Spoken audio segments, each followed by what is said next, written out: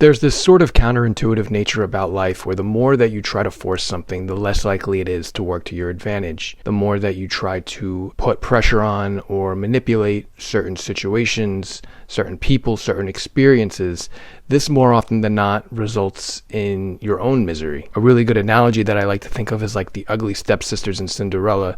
They were trying so hard to fit their foot into the slipper, even though it just didn't fit. I mean, they can force it as much as they want. But sometimes you have to learn to accept in life that the foot just doesn't fit in the shoe, and you have to be okay with that. You have to give up trying to control everything, trying to force everything, and just let life unfold in the natural way. This is a very popular principle in the ancient Chinese philosophy of Taoism. They believe that there's this sort of natural order to the universe called the Tao, or the way. It's sort of this natural flow that the universe is working in. And one of the key principles to life is to move in harmony with this natural flow. You can try to resist it all if you want, but at the end of the day, you can't, because this is just the flow of the universe. So you can try to resist it, but which is going to be like trying to swim against a very strong current. Or you can relinquish control and stop trying to force things and just allow yourself to move with the flow of water. I believe many of us struggle with letting go of control and just surrendering to whatever the universe wants to bring to us, because we're very hyper-focused on outcomes. We want things to go a certain way. We think that if we get a certain desired outcome of a situation, that it's going to make us happy. It's going to bring us what we're looking for in life. And I've come to find that this is all just a mental illusion. Outcomes very rarely make us happy. It's all about everything leading up to the outcome. It's the process of whatever you're trying to do. Outcomes never really truly fulfill us. We just move on to something else right after. And the more that you unhealthily desire an outcome, I've come to find the less it will actually come to you. In fact, when you can learn to completely let go of wanting things to go anyway, of wanting a specific outcome, you'll actually be amazed at what ends up coming to you. Sometimes a lot of the things that we really want in life, if we give up the desire for it, it ends up sort of coming to us, or something better ends up coming to us. But instead of just sitting here pontificating, let me give you some very concrete examples. And I'm going to start with the most important one, which is trying too hard to be something you're not, trying to force some fake persona to either get people to like you, to try to be accepted, to try to fit in. You see this in everyday life. People are always playing some fake role. They're lacking a lot of authenticity. They're not being true to themselves. And it's hard for me to say specifically, because I think everybody will be different, but you have to ask yourself, I guess just ask, in what ways do I put on a fake act to appease other people? And sometimes this might be necessary in life. I mean, there's a lot of nuance to all of this, but this is a really good example. Especially when we're young, we do this a lot. We try to maybe pretend that we like certain things. We try to act a certain way just to fit in or whatever. I've done this a lot when I was young, in my younger years.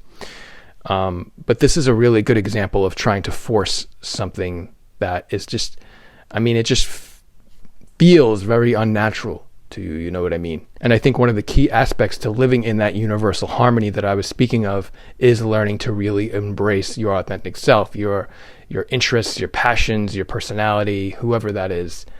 I think it's extremely vital to really embrace that. Another example is over pursuing or over texting someone in the hopes that they will like you, that they will want to go out with you. I think that it's pretty evident at this point, especially if you've had some experience in dating, that there's nothing that you can do to manipulate something like this. You can't get somebody to like you if the connection is just not there, if the feelings aren't mutual.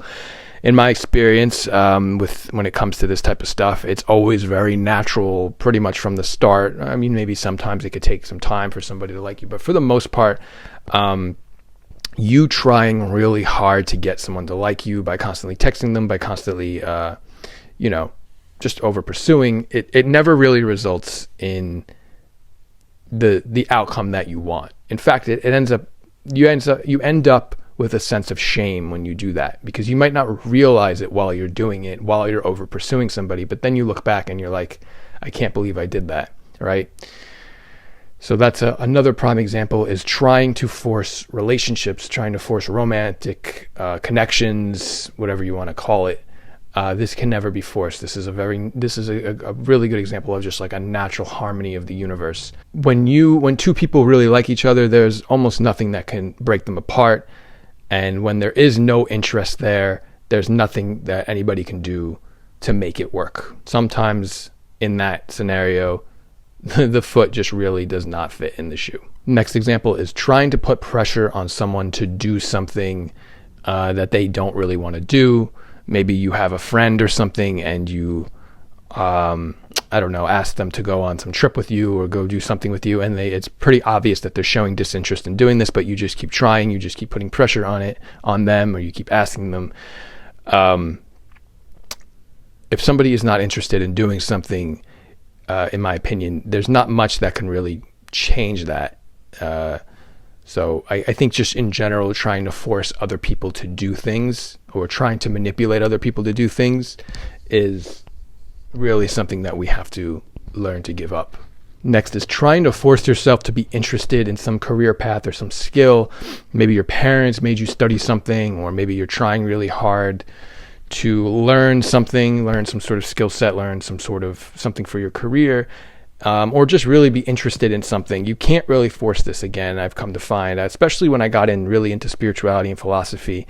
I realized that things will find you when they're supposed to. You'll become interested in things at the right time. Certain books, certain schools of thought, certain skills that I was maybe learning, just anything really. You can't really force yourself to like something. So maybe, I know for me, like I would try to maybe sign up for some online course or something, but the truth was I just really wasn't interested in it. And I was trying to force myself, and you just can't. You can't force yourself to be interested in something if you're not genuinely interested in it, if you're not genuinely intrigued by it. Trying to force someone to believe a certain political or religious belief. I get this a lot on YouTube. People are always telling me I need to surrender to Jesus. They're always trying to push Christianity on me. But the thing is, they're just not intelligent enough to understand that that's not how that works, especially with a religion or a spiritual belief. That is not something that you can push or force somebody to be interested in or to believe in. It has to come very natural. They have to find it on their own, or you have to at least present it in a way that would make them interested in it. You can't push your beliefs onto somebody else just because you think they're right. This will never work. And also trying to force yourself to believe in a religious or spiritual belief. Maybe you come from a family that believes in a certain religion and you really don't buy it, but you're trying to force yourself just to appease them. This is a really good example of not living in harmony with the universe. You cannot force yourself to believe in certain things like this. It has to come from a very natural and genuine place. The last one is posting on social media, posting fake shit on social media for likes and clicks. This is a very forceful way of living. You're just trying to get people to like you. You're trying to impress other people. This is very inauthentic and, in my opinion, not living in harmony with the universe. I went through a phase of this on YouTube where I was making videos that I wasn't really I didn't really feel genuinely passionate about the content, and I was kind of just doing it to grow the channel, and it just felt very unnatural. And that brings me on to my next point. You have to start listening to your inner guidance, your inner intuition, not so much thinking from your mind. When I was doing that YouTube stuff, I was probably thinking too much from my mind about what will make sense, what will work, but I wasn't really listening to how I felt. I feel much more called to the videos that I post now. This type of content about spirituality, it's what I love, it's what I'm very passionate about, and it's what I feel called to. You'll feel called to do certain things in life, and those are the things that you should definitely pursue. The Taoists refer to living in harmony with the Tao or the way, or living in harmony with the universe as Wu Wei, which is sort of this like effortless action. It's so it doesn't mean you don't do anything, but it just means you go about, because the thing is, we think that we're like this individual person and we're doing all these actions, but actually the universe is just doing everything for us, where we just have to move in harmony with that.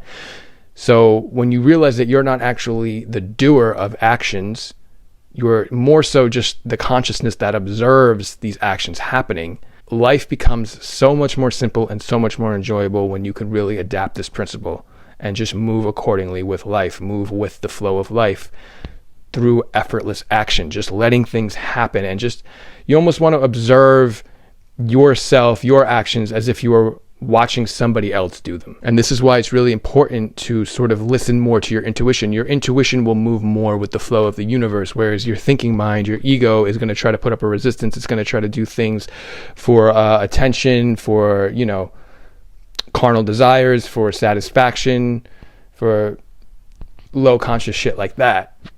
But your intuition, which is deep inside of you, is always going to guide you to the right place. And it's not easy to always to really get good at listening and trusting your intuition, but it's something you have to practice. Meditation is a huge help with this, because that is a great way to practice to just sit and learn to feel and learn to be with yourself, as opposed to just always listening to the chatter in your mind.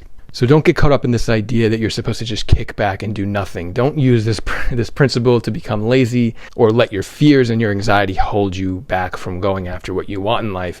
This is a trap that I fell into with this. I was like, there were certain things that I genuinely wanted to do. I can feel it from my intuition, but there was fear and there was anxiety there. And I thought that just meant like, oh, well, I guess it's just not for me because I'm feeling this fear. But that's not the case, because I knew deep down I still wanted to do it, but I just had a sense of fear.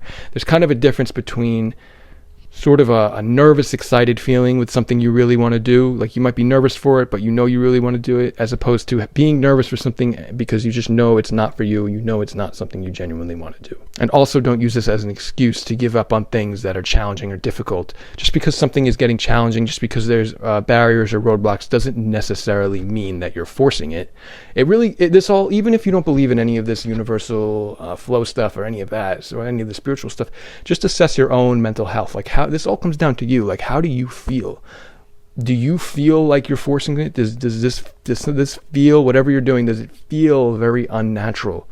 Does it feel like you have to really make yourself want to do this, whatever it is, whether it's a relationship, whether it's some career path, anything in life? I think that we're all put on this earth to follow a certain dharma or our own personal path. We all have a path to walk. We all kind of play a role on this earth. This is what the Hindus and the Buddhists call it, the dharma. And I genuinely believe that our intuition is what gets us to play that role. We all have a certain purpose. We all have some sort of role that we're supposed to fulfill here on earth, and we have to learn to find that. We have to find what that is, and we shouldn't be putting too much attention to stupid nonsense that doesn't matter. We have to find what we're passionate about. We have to find what we love. We have to find what we're meant to give back to everybody else.